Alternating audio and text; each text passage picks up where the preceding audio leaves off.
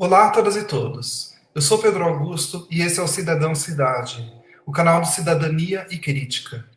Hoje nós estamos aqui conversando com a cidadã Cidade, que é a professora Kátia, que é candidata a vereadora pelo PSTU aqui na cidade de Campinas.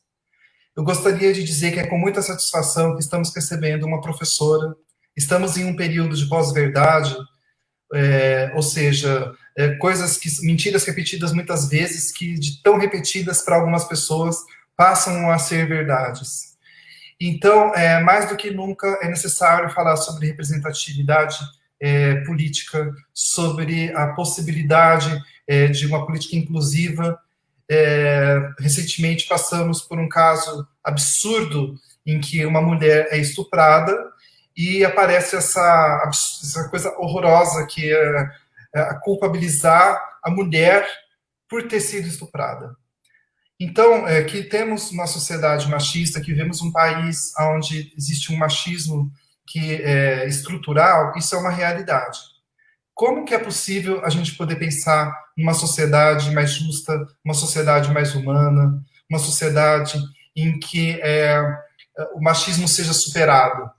O machismo é uma cultura? Sim. O estupro é uma cultura? Sim.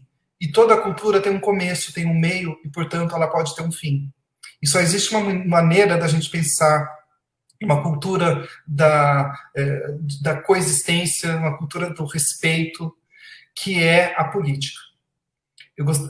Olha, a gente começou aqui, já tem o Freitas, que está dizendo boa noite a todos e todas, muito obrigado. A Ana Paula Lima está dizendo boa noite a todos, muito obrigado. E o Paulo César Almeida, que está mandando um boa noite a todos também, muito obrigado mesmo.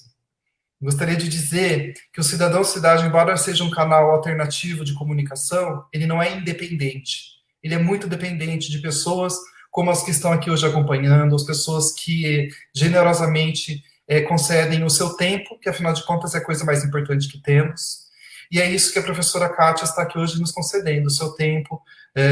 Gostaria de agradecer a você, que graças a pessoas como você que o canal existe. Então, hoje, essa entrevista é uma homenagem, uma humilde homenagem às mulheres que têm a vontade, a força de vontade de ocupar um espaço que lhes que é devido na política. Kátia, muito obrigado pela sua presença aqui hoje.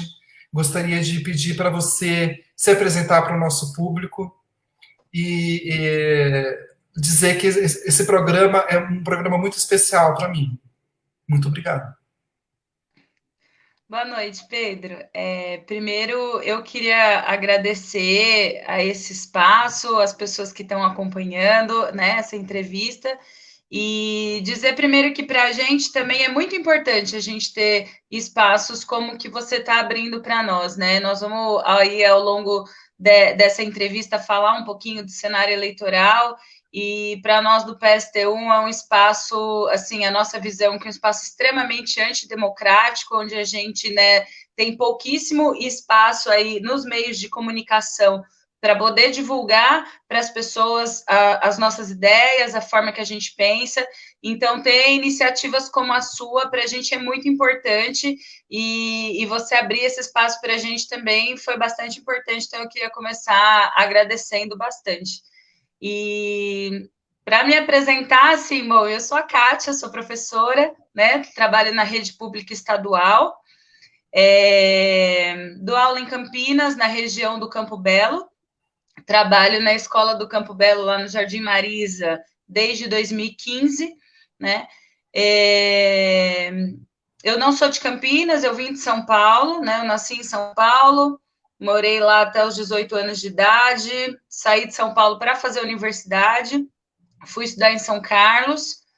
Em São Carlos, eu comecei a trabalhar como professora da rede pública estadual, e em 2010 eu venho para Campinas.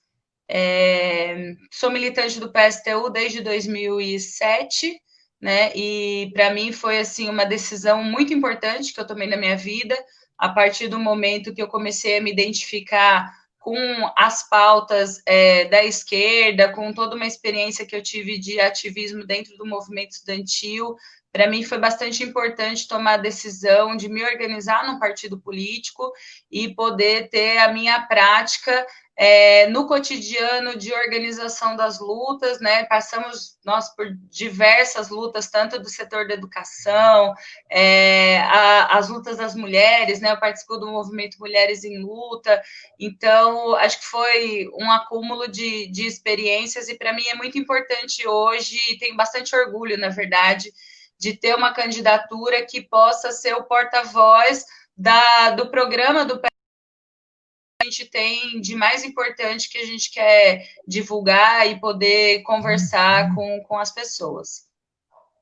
Acho que é isso. Olha, o Rafael Magalhães, que foi entrevistado ontem, uma entrevista muito emocionante, e está dizendo aqui: trabalho importantíssimo do Cidadão Cidade em dar espaço para candidaturas populares.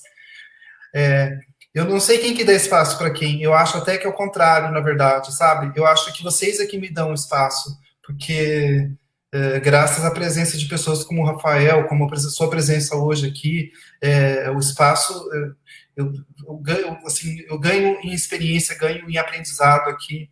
Eu tenho uma sorte tremenda de ter tido essa ideia.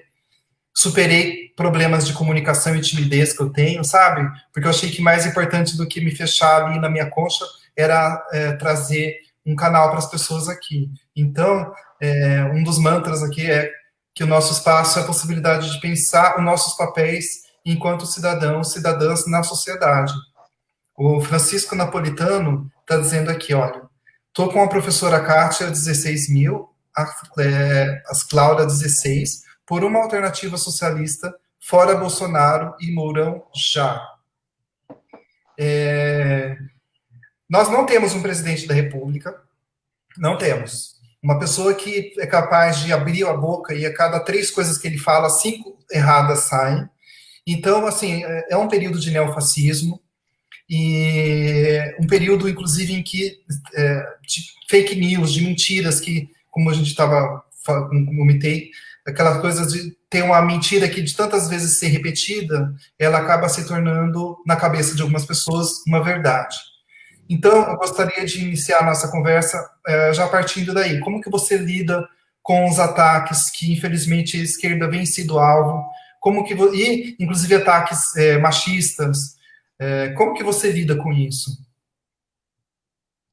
Tá, vamos lá. Não, primeiro, eu acho que, assim, o governo Bolsonaro é uma expressão de um pensamento, né, extremamente conservador, acho que é o que tem de mais arcaico, assim, né, dentro da nossa sociedade, e que eu acho que é muito importante a gente também não dar um espaço, né? Também não dar um momento de trégua e estar o tempo inteiro discutindo, polemizando, questionando as políticas desse governo, porque o governo Bolsonaro é a expressão daquilo que vem no sentido, acho que de aprofundar aquilo que a gente tem de pior, né?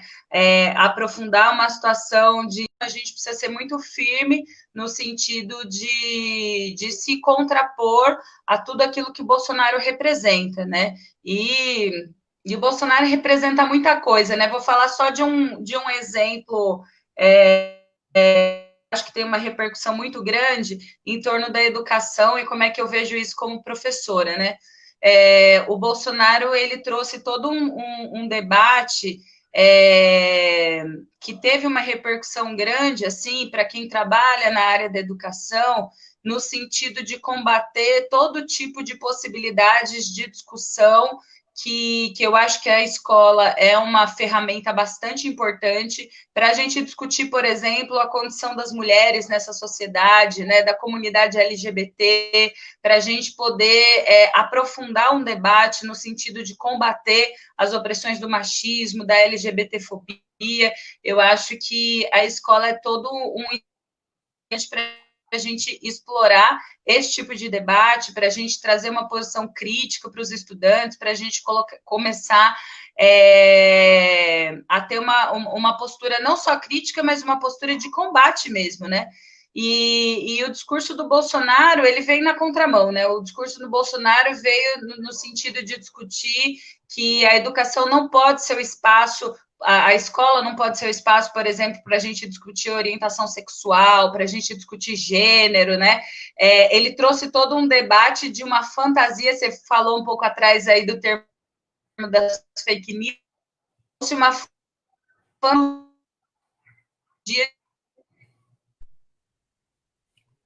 sumiu aqui, está me ouvindo? Tá dando deu pra ouvir tudo bem? deu uma leve travada aqui. Vou pedir só para você...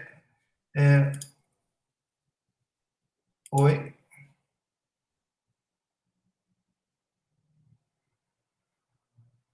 Gente? Por favor, gente, dá um retorno aqui para mim se vocês estão ainda tendo... Se vocês ainda estão com o vídeo aqui. Eu vou tentar dar um jeito aqui para fazer voltar aqui. Vocês estão tendo acesso ao vídeo ainda ou ele caiu?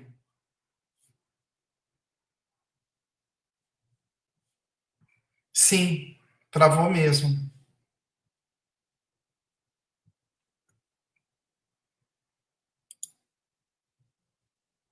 Ah, tá. Mas vocês ainda estão tendo o vídeo. Ah, sim, perfeito. Enquanto ela está voltando aqui, eu gostaria de dizer que é muito importante termos uma professora que pode trazer esse olhar a respeito da política, afinal de contas, mais do que nunca, a gente tem que valorizar a educação. Estamos só com... Sim.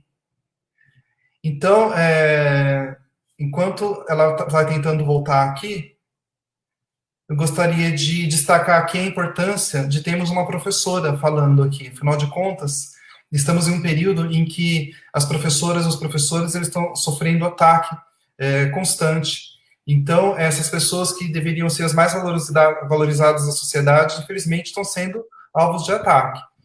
Deu para voltar? Eu estava comentando aqui, enquanto deu essa queda, sobre a importância de termos uma professora falando aqui. Afinal de contas, nesse período que estamos vivendo, as professoras, os professores estão sendo alvos de ataque, e são justamente profissionais que deveriam ter muito respeito. Afinal de contas, nada é possível se a gente não tiver uma base de uma formação concreta, e sem educação não é possível chegar em lugar nenhum.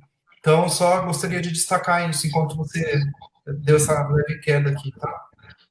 Tá bem. Ai, desculpa, a minha internet aqui tá muito ruim, eu acho que tem a ver com isso, eu mudei de lugar agora para ver se melhora. Mas eu tava dizendo... Oi? Depois a gente fala sobre a privatização, que tem a ver com essa internet ruim também. Com certeza. Mas eu estava dando o exemplo, Pedro, na minha fala, falando da questão do debate que o Bolsonaro impulsionou, da tal da ideologia de gênero, né? Que eu acho que isso teve uma repercussão bastante importante dentro da escola, assim. Porque aquele espaço que a gente poderia, né, tá avançando nesses debates, a gente, de repente, se viu, assim, uma onda de pessoas questionando o que é essa ideologia de gênero, quais são os debates que a escola está fazendo, uma série de questionamentos, né?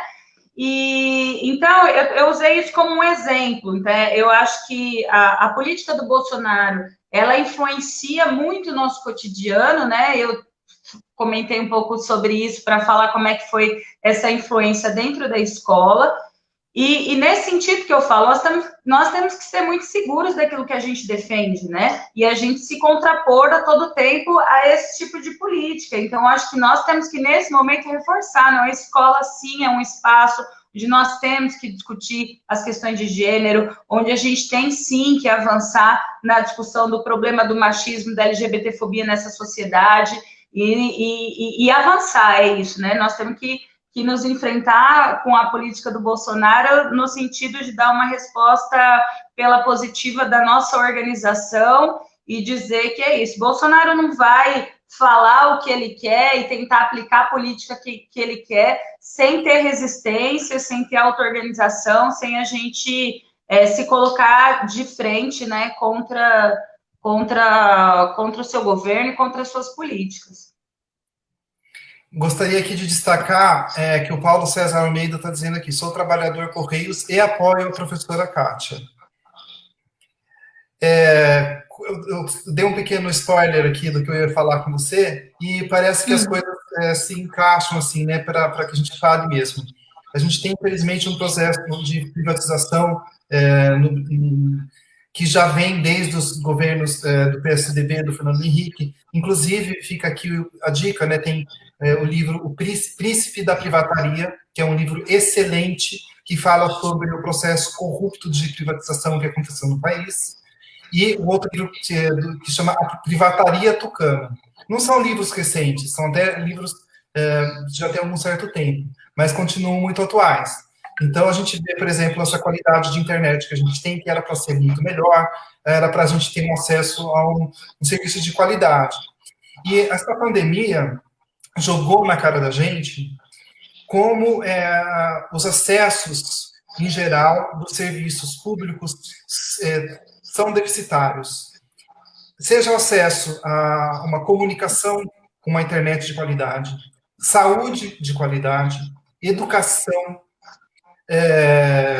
enfim, tudo isso foi jogado na nossa cara. Se a gente tivesse um acesso a uma saúde de qualidade, talvez não tivéssemos passado de 160 mil mortos.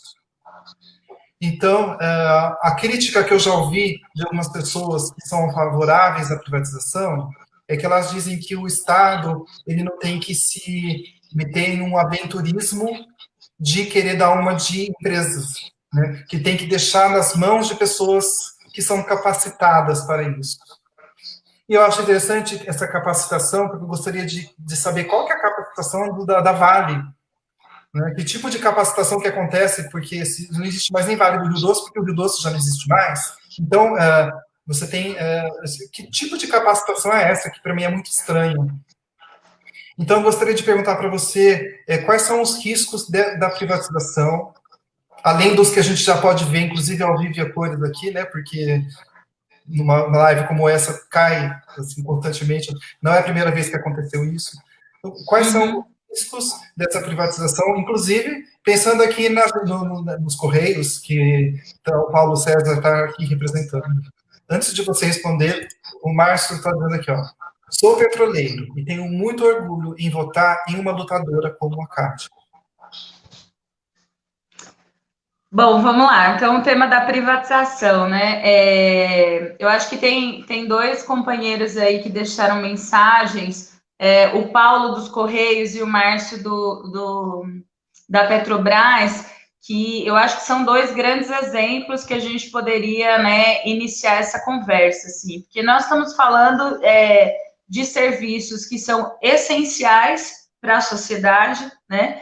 E de como esses serviços, eles são tratados, na verdade, como mais um espaço do mercado, né? E a gente trata tudo que deveria ser o público, tudo aquilo que é o essencial, tudo aquilo que deveria ser garantido, né, para todos os trabalhadores, como mais um espaço do mercado. Então, a privatização, ela tem 100% desse sentido, né? De você pegar uma área de um serviço essencial e transformar aquilo numa fatia onde um setor, um grupo, né, de setor de empresários vão passar a dominar aquele serviço, né?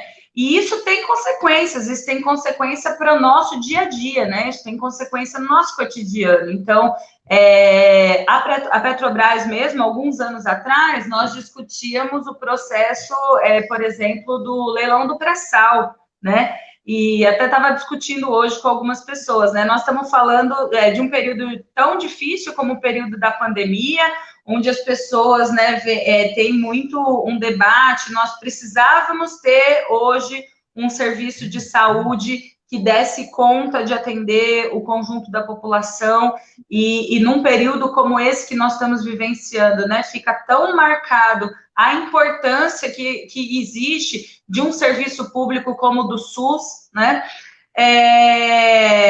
e às vezes, muitas vezes, o argumento do governo que não existe dinheiro, né, não existe dinheiro para melhora de um setor ou de outro, mas também aquilo que são os setores que gerariam um recurso muito importante, que deveria ser né, destinado a esses serviços públicos para a população, como é o caso da Petrobras, nós estamos vendo esses recursos serem, na verdade, destinados para um grupo de empresários, né?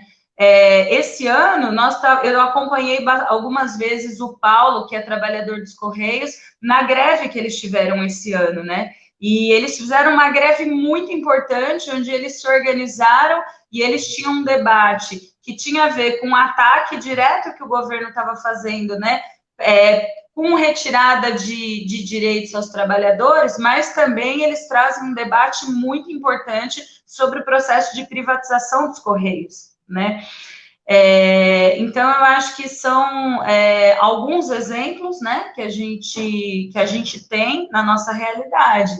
E o que, na verdade, nós achamos, assim, de conjunto, né, dentro do PSTU, é que nós temos que fazer uma discussão inversa, que não é uma discussão no caminho das privatizações, mas é uma discussão no sentido de quanto que a gente tem que fortalecer aqueles que são os serviços públicos, que o Estado, sim, tem responsabilidade de garantir, né? E aí a gente pode falar da saúde, da educação, do transporte. Eu acho muito engraçado, Pedro, que todo o período eleitoral, se você for entrevistar qualquer candidato de qualquer partido, pode ser de uma direita tradicional, mais de centro, um partido de esquerda, todos os candidatos vão elencar, na verdade, os mesmos problemas da cidade. Né? Quais são os problemas da nossa cidade?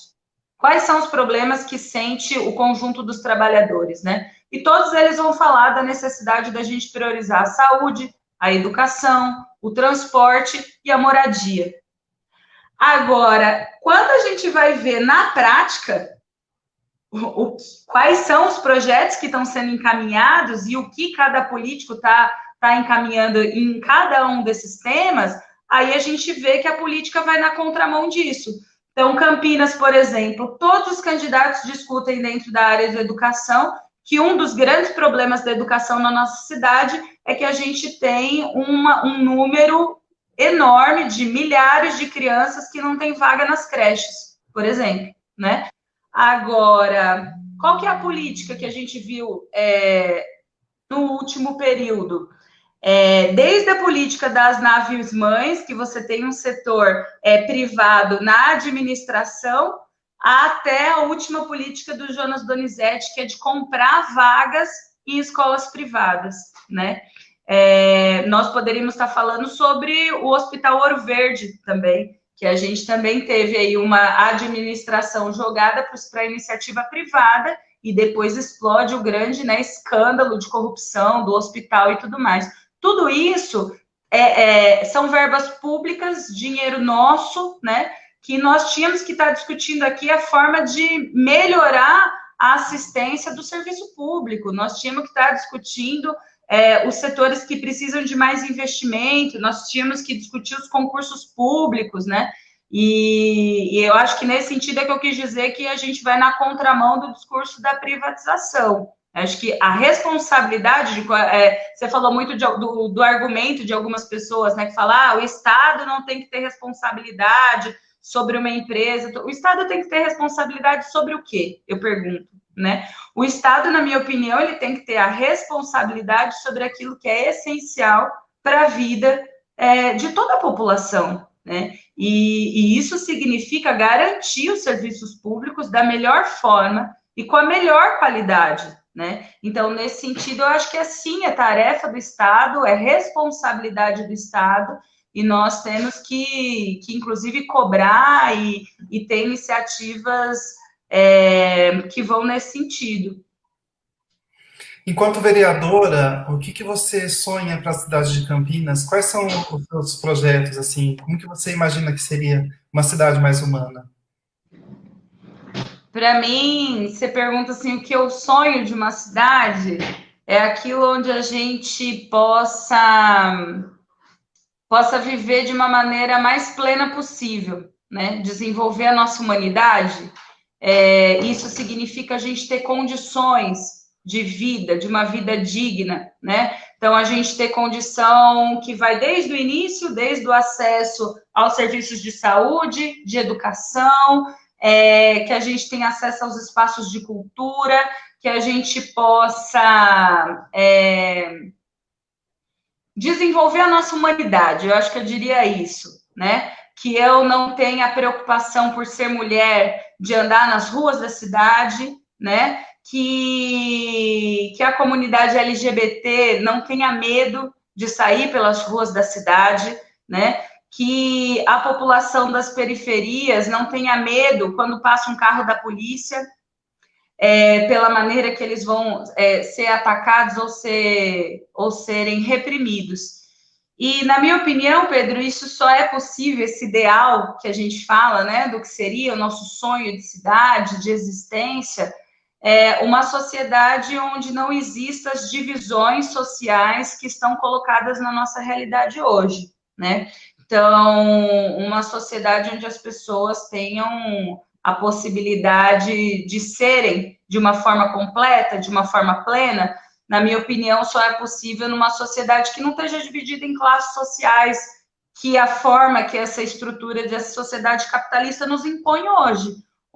Porque existe uma parcela da população de Campinas, que eu não sei se é de 1%, eu não sei se é de 0,5%, eu não sei qual, né, quanto ela representa, mas existe uma parcela que tem as suas possibilidades, né, de desenvolver a sua forma, assim, que eles podem fazer o que eles quiserem, né, se eu quiser estudar, se eu quiser me dedicar para a arte, se eu quiser me dedicar a algum outro campo do conhecimento. Então, existe uma parcela da população que tem acesso a isso, que é aqueles que dominam, inclusive, o campo da política, né, porque eles pagam para a política ser exatamente da forma que ela é hoje. Então, eu acho que, para mim, o ideal é a gente conseguir pensar nas formas, os mecanismos que a gente consiga, de fato, transformar essa estrutura dessa sociedade capitalista, onde não 1%, mas onde todo mundo tenha condição de uma vida plena. Olha, sobre isso, é nada mais importante do que ouvir as pessoas, não é?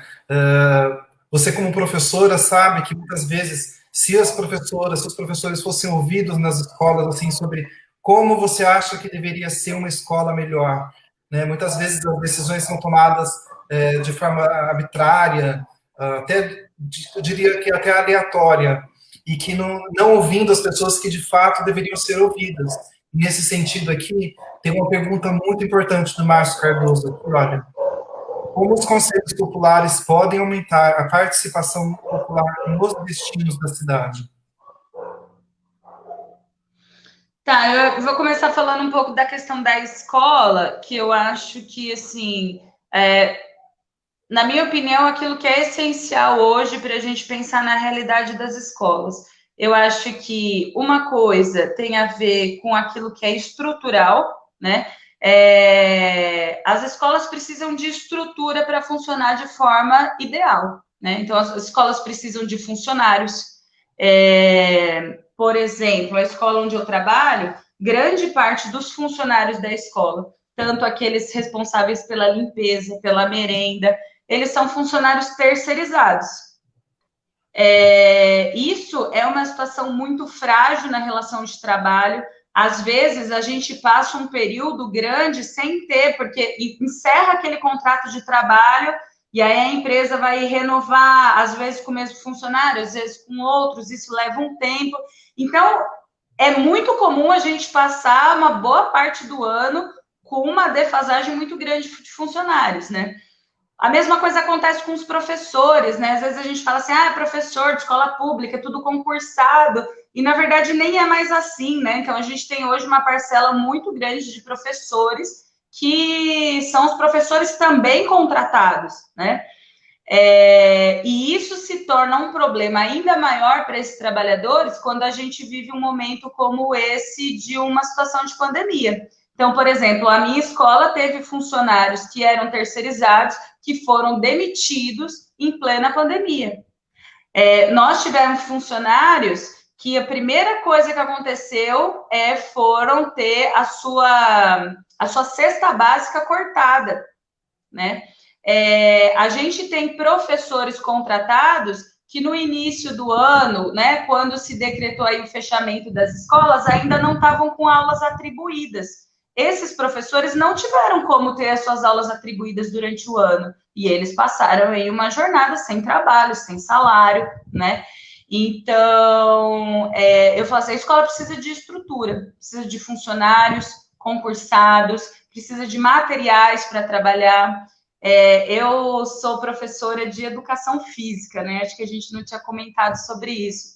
Algumas pessoas até falam assim, nossa, mas você é professora de educação física e você gosta tanto de se meter nesse negócio da política, do sindicato e não sei o quê. Eu falei, eu acho que as nossas áreas de conhecimento, elas são assim, são muito amplas, tem com pessoas, né, de formações e pensamentos dos mais distintos, mas uma das coisas que eu falo assim, a minha disciplina, ela é uma questão muito concreta, assim, ou eu tenho material para eu trabalhar e construir dinâmicas e eu conseguir fazer uma coisa muito legal com os meus alunos, ou eu não tem muitas alternativas para onde eu correr, né? E normalmente o que a gente tem é uma situação assim, você não tem nada ou quase nada para trabalhar. Eu dei o exemplo da minha área, porque eu acho que isso é muito marcante, mas todas as áreas do conhecimento é assim. Então, a questão estrutural, para mim, ela vem de uma discussão do que é prioridade de um governo, né? Porque aquilo que é prioritário, a gente vai garantir em manter. Então, por mais que todos os governos discutam sempre a educação entra na lista de uma das prioridades, na verdade, a gente nunca vê uma gestão que, de fato, priorize a educação pública. A outra questão, eu acho que tem a ver com a forma de administração mesmo, dessa questão das gestões democráticas. Eu acho que isso é muito importante, né? Então, na educação acontece, como em outras áreas acontece também. Você muda uma gestão de governo, você muda uma equipe de pessoas que trabalham em cada área, e você muda os projetos, né? Então, toda nova gestão no Estado vem um grande projeto mirabolante para resolver o problema da educação do Estado de São Paulo. E, obviamente, normalmente são projetos que não deslancham, porque eles não têm a ver com a realidade das escolas, né? O principal elemento, que é a comunidade escolar, ela está alheia às decisões da política educacional. Então, não existe um espaço de fato democrático onde a gente possa reunir os trabalhadores da educação, mas também o conjunto da comunidade escolar, os estudantes, os pais de aluno, para que a gente possa pensar no projeto de educação. Então, eu acho que nesse sentido a gente ainda tem uma educação muito antidemocrática. Vou te dar mais um exemplo também em relação a isso. Situação da pandemia. Nós vivemos uma situação muito nova, né? Muito angustiante para todos nós. O governo teve uma política de fechar as escolas, não tendo as aulas presenciais, que, na minha opinião, é uma necessidade para essa situação que nós estamos vivendo. E agora, desde agosto, eu estou falando da realidade do governo do estado, né? Embora nas prefeituras não tenha sido muito diferente. Desde agosto, a gente começou a ver uma pressão muito grande dos governos para que as escolas voltassem a funcionar. E isso, na minha opinião, tem a ver tanto com uma pressão de todo o conjunto das indústrias, porque você tem uma pressão para que o trabalho, para que o comércio funcione normalmente, e obviamente surge uma pressão dentro das famílias, porque as crianças estão dentro de casa e tudo mais, até como também uma pressão do setor privado da educação, né? Porque começa a viver uma situação de que não, as escolas de conjunto precisam reabrir. Enfim, nessa forma, né, nessa necessidade que o governo estava enxergando de reabrir as escolas, o governo Dória, em São Paulo, ele aparece com um discurso extremamente democrático, que nós vamos ouvir os professores e a comunidade escolar para ver o que eles pensam sobre o tema. E aí o Dória fez uma defesa de que as escolas deveriam fazer conselhos de escola, reunir a comunidade escolar, né, virtualmente, mas para tomar as decisões. E muitas escolas fizeram isso. E os conselhos de escola... Oi? Uma Opa, pequena travadinha. cortou aqui, desculpa. Mas então, muitas escolas fizeram isso e os conselhos de escola começaram a acontecer. E a comunidade escolar começou a dizer: não, nós somos contra o retorno das aulas presenciais nesse momento. E aí, o que o governo fez? Mudou a estratégia. Falou assim: não, não precisam mais fazer conselhos escolares. As escolas que não fizeram, é melhor que não façam. Vamos fazer uma enquete, vamos fazer diferente. E aí fizeram um formulário que só a própria Secretaria de Educação e as diretorias de ensino tinham acesso a eles, e fizeram os questionários para os professores, para a comunidade escolar. E, novamente, os questionários vieram, mais de 90% dos participantes: nós não queremos o retorno das escolas. E aí, o governo vai e fala assim: não, agora então nós vamos fazer o seguinte: quem quiser volta, quem não quiser não volta. Essa é a situação que nós estamos vivendo nas escolas do Estado, nesse momento. Campinas tem 2 diretorias de ensino aqui e tem tido uma postura de pressionar as escolas para retornarem, e isso vira uma situação assim: o professor quer voltar, pressiona a família, que às vezes nem acha que nesse momento não é o melhor a ser feito, pressiona outros professores que têm uma posição contrária, e isso vai criando toda essa instabilidade. E a máscara de tudo isso, do discurso do Dória, foi democracia. E qual é essa democracia que, quando a gente junta aquilo que a gente tem de comum dentro da escola, quando a gente junta a comunidade e se posicionam sobre uma questão, a posição deles já não vale mais nada, né? Então, eu acho que esse é um debate muito importante da gente trazer, principalmente nesse momento da questão do cenário eleitoral. Nós precisamos de espaços onde, de fato, se efetivem, né, espaços democráticos, onde o conjunto da população, onde os trabalhadores, os moradores da periferia, onde as mulheres, onde as LGBTs, onde os negros possam discutir política, não por discutir, mas possam discutir política para tomar decisões. Essa é a forma da gente repensar a organização da nossa cidade, né? O PSTU tem como grande carro-chefe, assim, da discussão dessa campanha eleitoral, a discussão dos conselhos populares, porque para a gente isso é uma coisa fundamental, porque a gente fala muito, né? Nós precisamos inverter a lógica dessa sociedade, que é uma sociedade que é governada por meia dúzia de bilionários que estão o tempo inteiro se beneficiando às custas das nossas vidas, às custas do nosso trabalho, né? E a gente fala: nós queremos inverter isso. Inverter, para nós, significa criar espaços onde os trabalhadores tenham voz, mas que eles tenham decisão, né? É óbvio que falar sobre um programa desse, às vezes, pode até criar um estranhamento, porque as pessoas não estão acostumadas, né? E, obviamente, não estão, porque ninguém fala sobre isso, porque ninguém tá discutindo um projeto de sociedade nesse sentido. Mas nós achamos que é fundamental, nós temos que discutir espaços de organização, de tomada de poder, e aí eu acho que o exemplo da escola, ele se combina muito com o exemplo do que seriam os conselhos populares na sua prática, que eles não precisam existir só dentro de uma escola, mas eles podem existir nos bairros, nos locais de trabalho, e é muito esse projeto que a gente defende, que a gente acredita.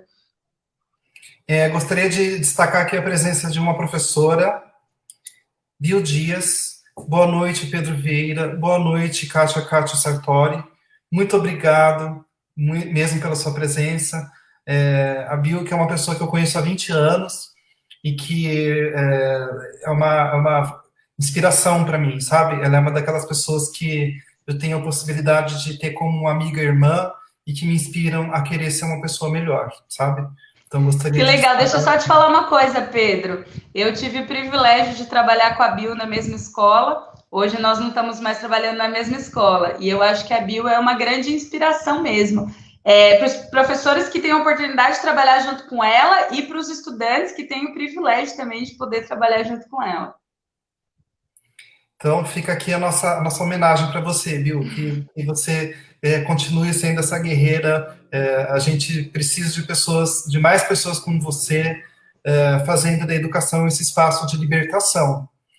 Eu gostaria de aproveitar esse gancho para falar, não é de se estranhar projetos, você falou, por exemplo, essas ideias super, né, que parece que vão revolucionar e não fazem nada, né? Então, você tem escola sem partido, você tem escola sem educação física, sem sociologia, sem filosofia.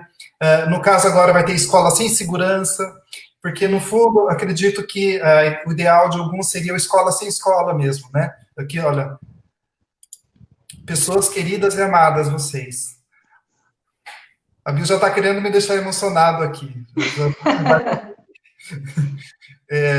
Então, assim, então essa coisa absurda, escola sem partido, é um partido, né? Você tomar um partido. Então, gostaria de perguntar para você sobre esse período que a gente está vivendo, sobre, assim, eu não gosto de política, políticos são todos iguais, e que já coloca tudo numa panela só, né? Tipo, a esquerda não presta, ou seja, são vários preconceitos. Como que você acredita que é possível ter na educação uma aliada para lidar com esse tipo de problema? E quais são os seus assim, ideais para a educação para a cidade de Campinas? Tá, eu acho que, bom, primeiro esse sentimento, né, de uma certa aversão que muita gente tem à política, eu acho que tem a ver com a experiência concreta com os políticos, né? Os políticos, de uma forma geral, na sua maioria, são pessoas. Eu acho que a gente tem duas discussões, né? Primeiro que a política ela é dirigida pelos grandes empresários, né? Pelo setor mais rico da população, e por isso a política gira toda em torno do interesse desse setor da sociedade, por isso, de fato, ela está afastada da realidade do povo trabalhador. E você tem nos políticos uma estrutura assim de um grupo de grandes privilegiados dentro da sociedade, né? Uma vez, Pedro, eu participei de uma manifestação na Câmara dos Vereadores e ia ser a sessão quando eles iam votar o aumento de seus próprios salários. E aí tinha uma manifestação, diversas organizações, né, de esquerda participaram e tudo mais. E aí tinham vários lá que alguns estavam com raiva e xingavam os manifestantes, outros davam risada, fazia a mãozinha assim embaixo do braço, assim, nós estamos garantindo aqui o que é o nosso.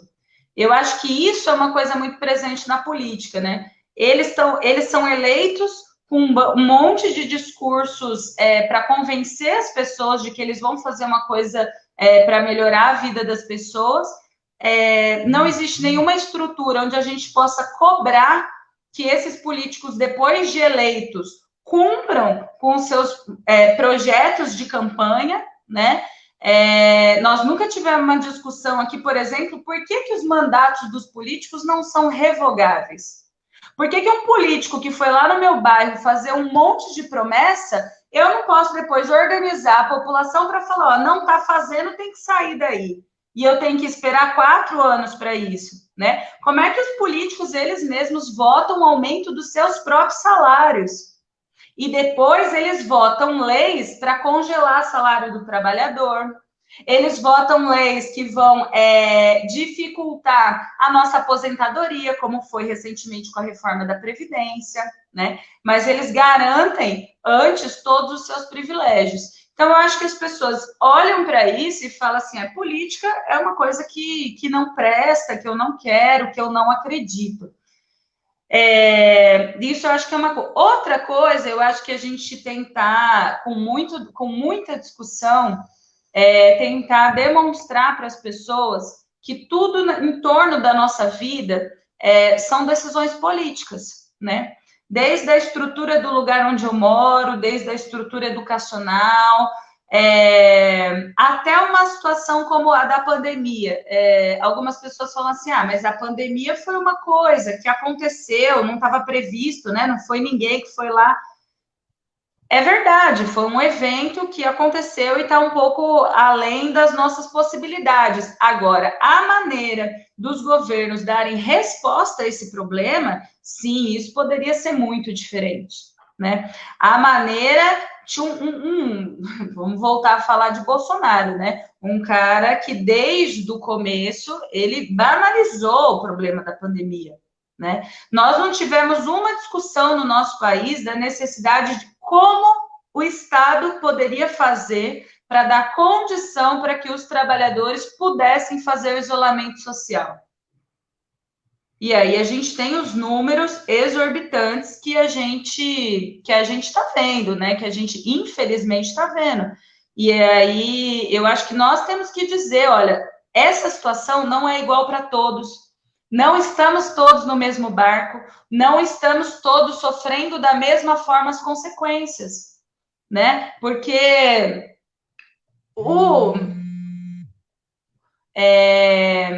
o grande setor do empresariado, a burguesia, tem condições de fazer isolamento social, não precisa sair de casa todos os dias, né? Os 42 bilionários desse país, eles conseguiram aumentar sua riqueza em mais de 27% só nos 3 primeiros meses da pandemia. Então, quem está sofrendo com o problema de desestruturalização do SUS, quem está sofrendo com não ter acesso, né, aos mecanismos aí que poderia minimizar os problemas da educação, quem está sofrendo porque precisa sair de casa todos os dias para ter o que comer na sua mesa, é o povo trabalhador. E a consequência de tudo isso são decisões políticas, né? Então, eu acho que o discurso que nós temos que fortalecer e nos dedicar muito para construir com as pessoas é que a nossa vida ela é determinada pela política. O que é diferente é o rumo que eu estou seguindo, né? Quais são as decisões que estão sendo tomadas. A própria estrutura da nossa sociedade, da forma que ela é determinada por decisões políticas, né? Então, eu acho que nesse sentido é o caminho para a gente ir convencendo as pessoas da sua participação. E daí eu acho que uma outra coisa que é muito importante, e que inclusive você falou do papel da escola, né? Para mim, a escola está envolvida com tudo isso. É o papel da discussão, é o papel da gente demonstrar as experiências históricas que a humanidade já teve. Nós temos muito a aprender com as experiências históricas, né? Para a gente trilhar os nossos próprios caminhos, para a gente ter um olhar crítico sobre a realidade que a gente vive. Eu acho que tudo isso está em torno do papel da escola. E eu acho que nós temos que fortalecer entre as pessoas o debate de que política não é eleição. Política não se faz de 4 em 4 anos. Política não é eu decidir qual o número que eu vou apertar no dia da urna, né? A política que nós estamos falando é a política cotidiana e é a política das lutas, porque esse é o caminho que nos resta, né? Para a gente se enfrentar contra um governo como o Bolsonaro, para a gente se enfrentar com políticas que são tão prejudiciais, né, para a nossa vida, como foi, eu falei da reforma da Previdência, mas agora tem a reforma administrativa, enfim, vai vindo uma série de ondas, né, de coisas, e para a gente se enfrentar com tudo isso, a política é feita na luta, a política é feita na auto-organização, a política é feita na rua. Então, acho que tudo isso é um debate que a gente tem que ir avançando para ganhar a maior quantidade de pessoas possível.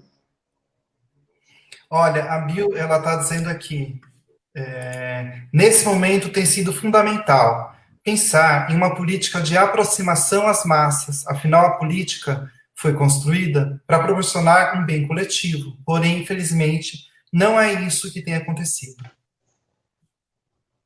A professora ensinando para a gente aqui também. Gostaria de perguntar para você sobre a questão de violência simbólica e violência, assim, concreta. Enquanto professora, você tem a possibilidade de poder trabalhar com as pessoas sobre as possibilidades da gente lidar com os conflitos internos, externos, e reforçar que é possível a coexistência harmônica, pacífica, não é mesmo? Então, existem algumas pessoas que dizem que o fato de ter um presidente que, bom, nossa live, nossas regras, então vamos falar. Um presidente fascista, com discurso fascista, não necessariamente vai levar a um aumento da violência na prática. Então, eu gostaria de perguntar para você, o seu olhar como professora, sobre esse caminho da violência simbólica para a violência prática. A gente teve, no caso, desses dias, antes de ontem, uma militante em São Paulo, que por ser trans e por apoiar uma candidata trans, ela sofreu violência física, foi mordida e empalada de pau de ferro. Ou seja, como que é esse caminho entre a violência simbólica para a violência física, para a violência para as vias de fato? Antes eu gostaria de dizer aqui, ó, a Mil está dizendo, excelentes reflexões, Kátia Sartori. Concordo. Bom, para falar um pouco sobre essa questão, né, o tema das violências, eu acho que, nossa, nós poderíamos ficar horas aqui discutindo sobre vários exemplos e temáticas, inclusive, que a gente pode pensar a partir das escolas.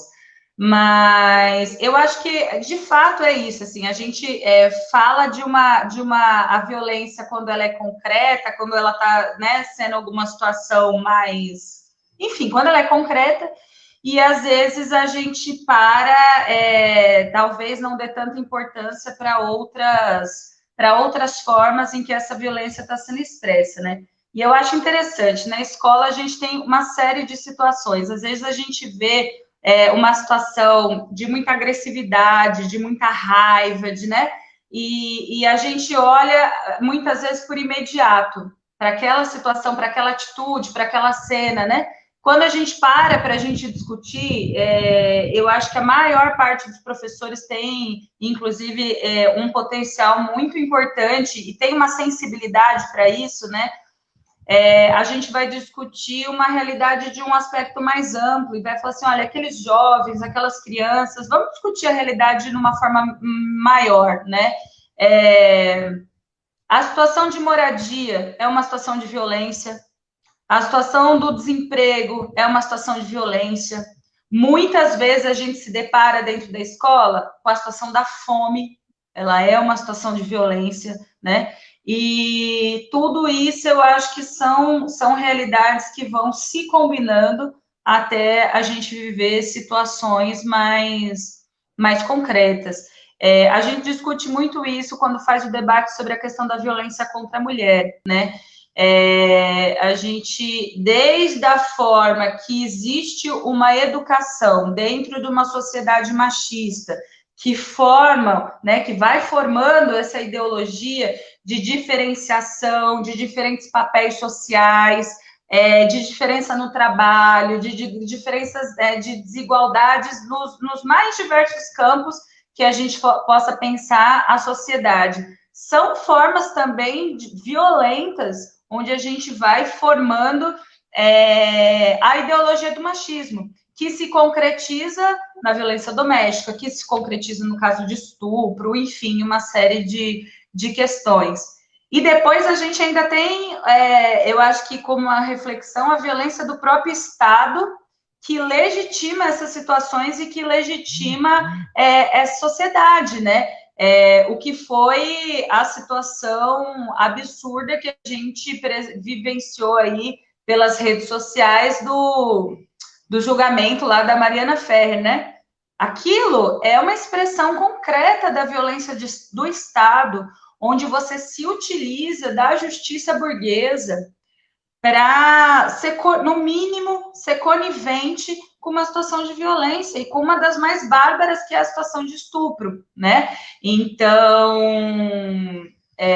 eu estou dizendo isso para dizer que o Estado também tem as suas formas de legitimar a violência. E ele também tem a sua forma, a partir do momento que o Estado não oferece uma política para que a gente combata essas situações, ele também vai de uma forma violenta, né, transformando isso como a realidade, como se isso fosse a realidade comum da sociedade, que a gente tenha que conviver com ela, né? Então, eu acho que pensei sobre isso, acho que é um exemplo. Inclusive, o que você falou veio para complementar aqui a pergunta que o Márcio colocou, que eu coloquei aqui do destaque do Márcio, né? Sobre que ele pediu para você falar sobre a violência contra a mulher, sobre o absurdo de estupro culposo, não é? Realmente, isso é uma coisa que eu nunca pensei que fosse viver. Eu me lembro que, assim, que antigamente as pessoas falavam assim, em 2020 nós vamos ter carros que voam, nós vamos ter, né, assim, teletransporte, né, e a gente tem, chegamos em 2020 com uma porcentagem das pessoas acreditando que a Terra é plana. Então, assim, é totalmente oposto, né, do que a expectativa versus realidade, né. Então, gostaria de perguntar para você, a gente já está quase caminhando para o final, por incrível que pareça, passou no piscar de olhos, isso porque as suas reflexões foram excelentes, eu fico muito feliz porque receber você aqui hoje é saber que o Cidadão Cidade veio ao que se destinava, sabe? E eu gostaria de perguntar para você, enquanto mulher militante, você sente que às vezes você tem que ter um trabalho de dobrado, no sentido de provar que você, sim, é capaz, e que numa sociedade machista, ou, como que é isso para você? Tá, eu acho, Pedro, primeiro que assim, a mulher nessa sociedade, eu acho que ela sim tem que ter um trabalho dobrado e ela está sempre sendo questionada e tem que se provar, né, de que é capaz de fazer aquilo. Eu acho que isso existe em todas as esferas da sociedade. Então, é assim na relação de trabalho.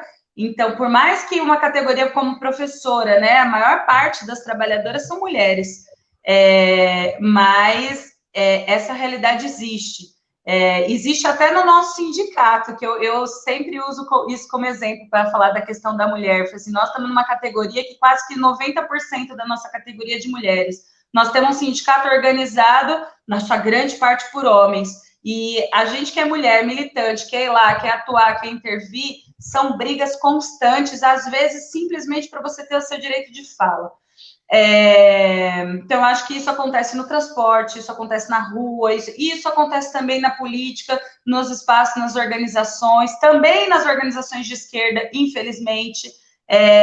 Seria muito importante se fosse uma. É diferente porque eu acho que as organizações políticas, pelo menos as organizações de esquerda, fazem um debate e se organizam para combater, né? Mas eu estou dizendo assim, não estão alheios a esse problema, né? Então, eu acho que a mulher, ela se enfrenta diariamente com essa realidade, tendo que se colocar à prova, eu tenho possibilidade, eu tenho capacidade, eu tenho competência e assumindo os espaços, né? Então, eu acho que isso é muito marcante e na política não é diferente. E aí, ainda mais quando a gente tem o conjunto, né, de um governo que vem para reforçar o discurso de que a mulher não tem um espaço social para ser ocupado, né? Ela tem o espaço que lhe cabe, o espaço doméstico. Então, eu acho que isso é um tipo de discurso que reforça, né? É um tipo de discurso que ganha espaço, sim, numa sociedade machista e que faz surgir novos obstáculos, mais obstáculos, né? Eu falo que a realidade da mulher é uma realidade, assim, de muitos obstáculos para serem ultrapassados. Eu acho que quanto mais a gente tem esse discurso do machismo sendo reforçado na sociedade, aumentam os obstáculos que a gente tem que ultrapassar. Olha, gostaria de agradecer imensamente a sua presença aqui. Gostaria de agradecer ao Márcio Cardoso, a Bill Dias.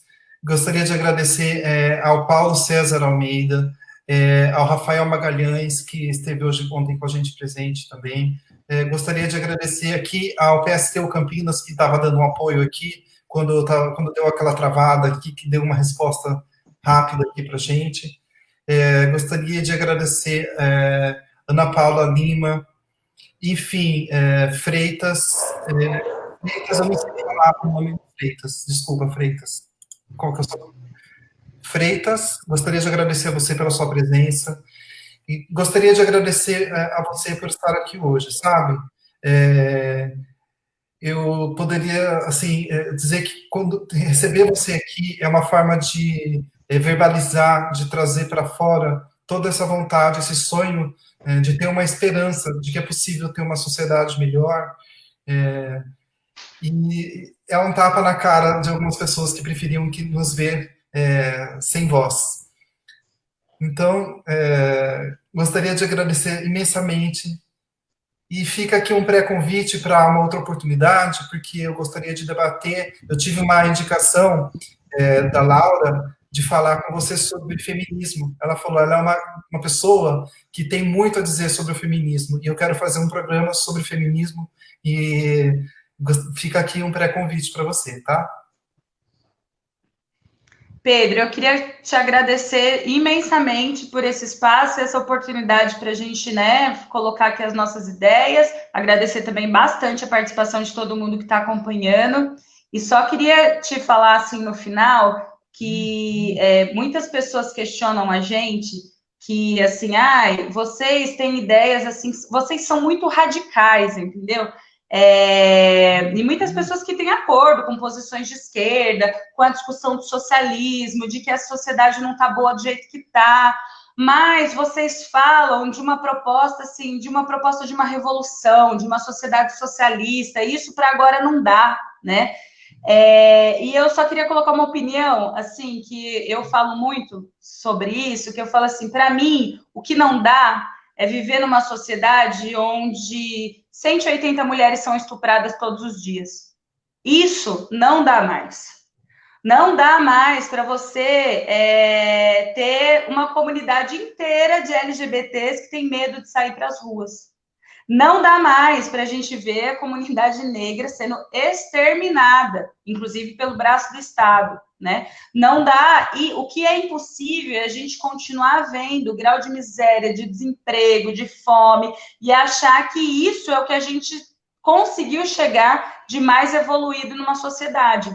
Você falou que você imaginava 2020 a gente andando em carros voadores, né?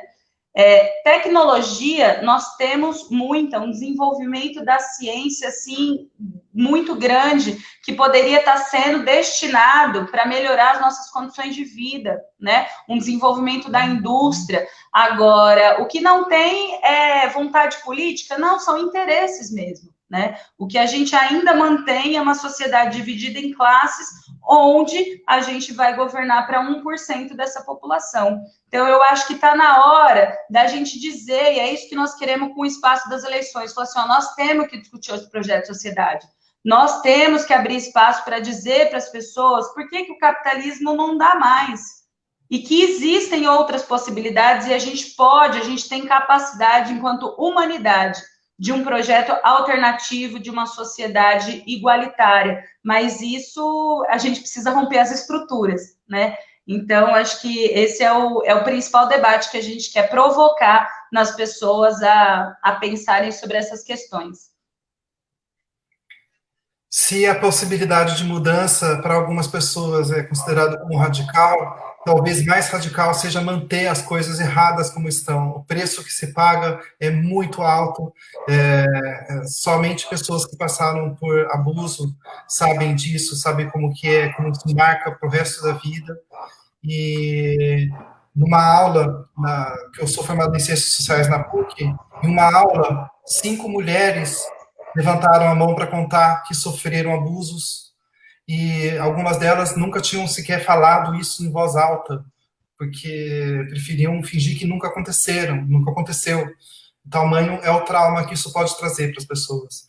Então, eu gostaria de dizer que, assim, inclusive foi uma transmissão de pensamento. Eu ia perguntar para você agora, se tem alguma coisa que você gostaria que eu tivesse perguntado, e acho que você já foi, assim, já pegou no ar, assim, e com essa finalização, eu gostaria de dedicar esse programa a todas as mulheres que, de alguma forma ou de outra, sofreram violência, seja qual for essa violência, seja dentro de casa, nesse período de pandemia, muitas vezes as mulheres ficaram presas dentro de casa sem ter nem como denunciar, né, os seus algozes. Então, eu gostaria de dizer, assim, que essa é uma forma de homenageá-las, uma maneira, assim, humilde da minha parte de tentar fazer a minha parte em relação a isso, sabe? Kátia, muito obrigado mesmo pela sua presença, viu? Pedro, só agradeço mais uma vez por pegar um carregador, porque o meu tá acabando. Eu só tenho a agradecer mesmo esse espaço e, vamos continuar conversando, porque a nossa luta não se encerra nas eleições, muito pelo contrário, acho que a gente tem muita coisa para construir, a gente tem muito debate para fazer. Você será sempre bem-vinda. Muito obrigado. Até a próxima.